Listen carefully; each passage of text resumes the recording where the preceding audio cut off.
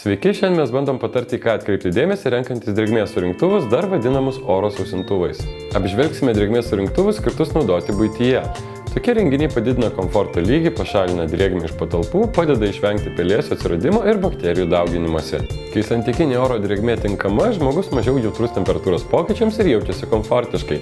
Nenustebkite, į žiemą pradėjus naudoti drėgmės surinktuvus, kambaryje bus šilčiau, o vasarą nebebus taip karšta. Tad galėsite prisukti radiatorius ar mažiau naudoti kondicionierių. Visi drėgmės surinktuvai veikia panašiu principu.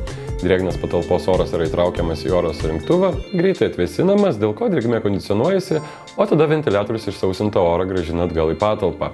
Iš oro išgautas vanduo yra renkamas į tam skirtą indą arba išleidžiamas pro drenažo vamzdį. Yra keli svarbiausi kriterijai renkantis oro sausintuvą, tad juos ir apžvelkime. Drėgmės lygis. Itin drėgnose patalpose, tokiose kaip rūsys ar vidaus baseinas, yra reikalingas didesnio efektyvumo ir galingumo oro sausintuvas, nes silpnesni prietaisai negali efektyviai kovoti su per didelė drėgme.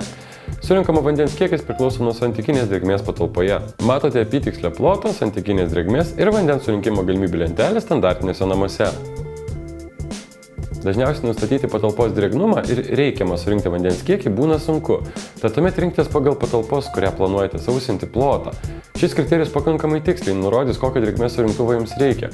Jei maksimalus plotas, kuriame gali veikti prietaisas panašus į jūsų kambarį plotą, rinkitės kiek našesnį.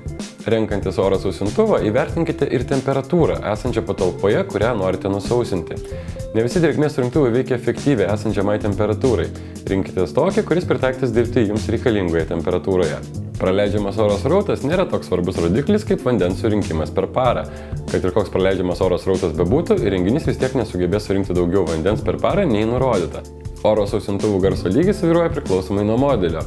Jis dažniausiai būna apie 40 decibelų, tai kiek garsiau nei vidutinis šaldytuvo triukšmas ir nakčiai jį palikti įjungtą miegamajame nebus malonu. Taip pat atkreipkite dėmesį, kad triukšmas gali padidėti, jei prietaiso filtrai bus užsikimšę ar drėgmė patalpose viršys normos ribas. Oro sausintuvų surinktas vanduo gali būti pašalinamas keliais būdais.